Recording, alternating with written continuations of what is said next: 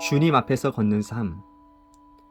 오직 여호와를 앙망하는 자는 새 힘을 얻으리니 독수리가 날개치며 올라감 같을 것이요 다른 박질하여도 곤비하지 아니하겠고 걸어가도 피곤하지 아니하리로다.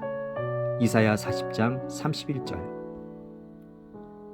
걷는 데에는 스릴이 없습니다. 걷는다라는 것은 우리가 얼마나 건강하고 안정한지를 증거하는 것입니다. 걸어가도 피곤하지 아니하리로다 라는 말은 가장 높은 차원에서 힘을 소유한 것입니다. 걷는다라는 단어는 성경에서 인격을 나타낼 때 사용됩니다. 예수께서 거니심을 보고 말하되 보라 하나님의 어린 양이로다. 성경에는 추상적인 것이 절대로 없습니다. 언제나 선명한 실제입니다. 하나님께서는 영적으로 되라 고 하지 않고 내 앞에서 걸으라 고 말씀하십니다. 우리는 언제나 육체적, 정신적으로 건강하지 않을 때 스릴을 원하게 됩니다. 이러한 스릴을 향한 소원은 육체적으로 성령을 흉내내야 할 것입니다. 스릴을 향한 소원은 감정적인 영역에서는 부적절한 애정으로 나아가게 하여 도덕적으로 파멸하게 할 것입니다. 만일 영적인 영역에서도 계속 스릴을 원하여 날개 위에만 오르려고 하면 결국 믿음을 잃고 영적 파멸에 이르게 될 것입니다. 하나님의 임재의 실제는 어떤 장소에 따른 것이 아니라 언제나 우리 앞에 주님을 모시겠다라는 결단 위에 따릅니다. 문제는 우리가 주의 임재의 실제 위에 우리의 삶을 세우기를 거절한다라는 점입니다. 시편 기자의 그러므로 우리는 두려워하지 아니하리로다 라는 체험 고백은 우리가 주님의 실제에 서 있을 때 가능합니다. 실제에 서 있다라는 말은 하나님의 임재를 감상적으로 느끼는 것이 아니라 하나님의 임재의 실제를 믿음으로 보는 것을 의미합니다. 왜냐하면 그분은 실제로 언제나 그곳에 계시기 때문입니다. 위기 순간에 필요한 것은 인도하심을 구하는 것입니다. 그러나 항상 오 주님, 저를 이렇게 저렇게 인도하소서 라고 말할 필요가 없습니다. 물론 주님은 인도하실 것입니다. 만일 우리의 상식적인 결정이 주님의 뜻에 어긋난다면 주님은 가책하시고 막으실 것입니다. 그러한 때에 우리는 잠잠히 주님의 임재를 바라는 가운데 그분의 인도하심을 기다려야 합니다. 주님은 나의 최고봉 새벽 묵상, 오늘은 8월 30일 주님 앞에서 걷는 삶이라는 말씀으로 함께 은혜를 나누고자 합니다. 여러분들 평소에 많이 걸으십니까? 요즘은 모두들 운동에 관심이 있는 시대 아닙니까? 그래서 걷는 것만큼 좋은 운동이 없다고 그럽니다. 그래서 그런지 우리 교회 근처에도 안양천길에 아침만 해도 정말 건강을 위해서 걷기도 하고 뛰는 사람들이 참 많습니다. 근데 아침보다는 낮보다는 저녁에 더 많은 것 같습니다. 가족 단위로 또 개인적으로 정말 많이 나와 있음을 보게 되어지죠. 챔버스는 오늘 묵상을 시작하면서 이런 말을 합니다. 걷는 데에는 스릴이 없다고요. 걷는다라는 것은 우리가 얼마나 건강하고 안정한지를 증거하는 것이라는 겁니다. 그리고 오늘 말씀에 나오는 이 걸어가도 피곤하지 아니하리로다 라는 이 말은 가장 높은 차원에서 힘을 소유하는 것이라고 말을 합니다. 그러니까 걷는다라는 것이 뭔가 특별한 것은 아니지만 한 인격체가 갖는 건강함의 기준이 되는 것이면 맞는 것 같습니다. 그러면서 챔버스는 이 걷는다라는 개념을 성경에서는 인격을 나타낼 때 사용한다고 보았습니다. 그래서 예수님의 걸으심을 보고 요한이 하나님의 어린 양이라고 고백하는 것이나 또 하나님께서 우리를 향해 영적으로 되라 하지 않고 내 앞에서 걸으라 라고 하신 이 말씀이나 모두 다 같은 개념으로 설명을 하고 있는 것입니다. 오늘 묵상의 제목이 주님 앞에서 걷는 삶입니다. 주님 앞에서 걷는다라는 것은요, 영적으로나 육적으로나 가장 건강하고 행복한 삶을 사는 것을 말합니다. 뭔가 특별한 것은 아니지만 매일의 삶에서 주님이 주시는 은혜와 평강 가운데 내게 맡겨주신 일들을 하나하나 감당하며 살아가게 되는 것이죠. 다람쥐 쳇바퀴 도는 것 같은 그러한 일상이지만 그 안에서 영적인 성숙이 일어나고 있고 은혜의 누림이 있으며 서로에게 선한 영향력을 나타내며 살아갑니다. 이러한 삶이 바로 주님 앞에서의 걷는 삶이라는 거예요. 평범하지만 스릴이 없는 것 같지만 건강하고 안정적인 삶인 거죠. 근데 우리가요, 육체적으로나 정신적으로 건강하지 않을 때 스릴을 원하게 된다라고 챔버스는 말을 하고 있습니다. 스릴을 원하는 삶은 육체적으로 성령을 흉내내는 거라고 말을 합니다. 또 감정적인 영역에서는 부적절한 애정으로 나아가게 하여 도덕적으로 파멸하게끔 만든다라는 겁니다. 영적인 영역에서도 스릴을 계속 원하여 날개 위로만 오르려고 하면 결국 믿음을 잃고 영적 파멸에 이르게 될 것이라는 겁니다. 육체적으로 성령을 흉내내려고 한다는 것은요, 이런 비유가 맞을지 모르겠지만 마치 교주와 같은 모습을 여러분들이 상상하면 조금 이해가 쉬울 것 같습니다. 하나님께 가야 될 영광을 가로채고요, 하나님이 중심이 아니라 자신이 중심이 되어 살려고 합니다. 마치 자신이 하나님의 대리인 양, 자기가 하나님의 뜻을 다 아는 양, 그렇게 행동을 합니다. 말도 안 되는 삶을 기대하며 사는 것이죠. 또 감정적인 영역에서도 마찬가지입니다.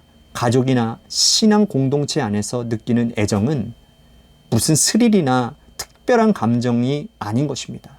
하지만 평안함과 따뜻함과 깊은 사랑의 교류가 있지요. 그런데 부적절한 애정은요, 자극적이고 스릴도 있을 것입니다. 뭔가 특별한 짜릿함도 있을 것 같아요. 그러나 그 결말은 반드시 파멸입니다. 아무리 뭐라고 포장해도 그거는 해서는 안 되는 것입니다. 우리 모두가 육체적으로 정신적으로 건강하지 않을 때 나타나는 현상들입니다. 챔버스는요, 하나님의 임재의 실제에 대해서 이런 말을 합니다.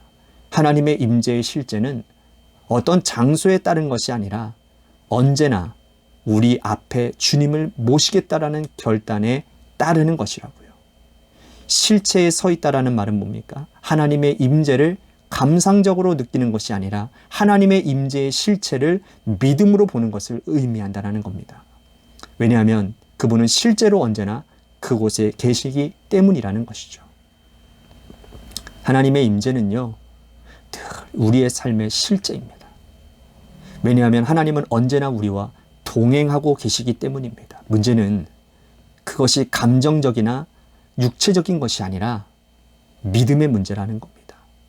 믿음으로 그 사실을 받아들여서 우리가 하나님 앞에서의 삶을 살아갈 때 우리는 주님 앞에서 걷는 삶을 살게 될 것이라는 거죠. 시편 46편 1절 이하에 보면 이런 말씀이 있습니다. 하나님은 우리의 피난처시요 힘이시니 환난 중에 만날 큰 도움이시라. 그러므로 땅이 변하든지 산이 흔들려 바다 가운데 빠지든지 바닷물이 쏟아나와 뛰놀든지 그것이 넘침으로 산이 흔들지라도 우리는 두려워하지 아니하리로다. 이러한 체험을 고백하는 것은요, 주님의 실체에 서 있을 때 가능하다라고 챔버스는 말을 합니다. 믿음의 눈을 들어 주님이 나와 함께 하심을 보게 될 때 어떤 감정적인 느낌이 없거나 육신의 눈으로 무엇을 보지 못한다 할지라도 이러한 고백을 할 수 있다라는 거예요.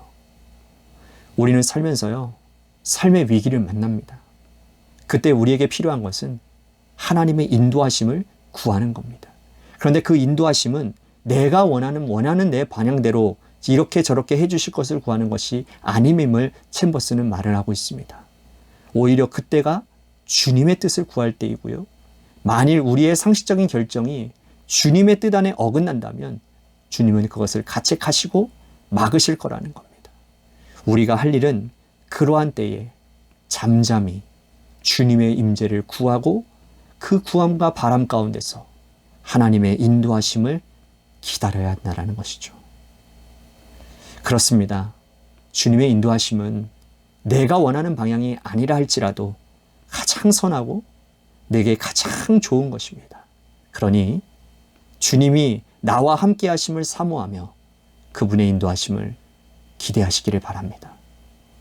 매일매일 우리들의 삶에서 걷는 일이 지극히 평범하고 별것 아닌 것 같지만 그 걸음을 통해 내게 주어진 일들을 감당할 수 있는 것처럼 영적으로 주님 앞에서 걷는 삶, 이 평범하고 별거 아닌 것 같지만 그 걸음을 통해서 하나님의 인도하심과 역사하심을 체험하는 복된 삶을 사시기를 바라겠습니다. 그래서 날마다 주님의 인도하심 속에서 믿음의 길, 올곧게 걸어가는 아름다운 복된 삶이 되시기를 주님의 이름으로 간절히 축원하겠습니다.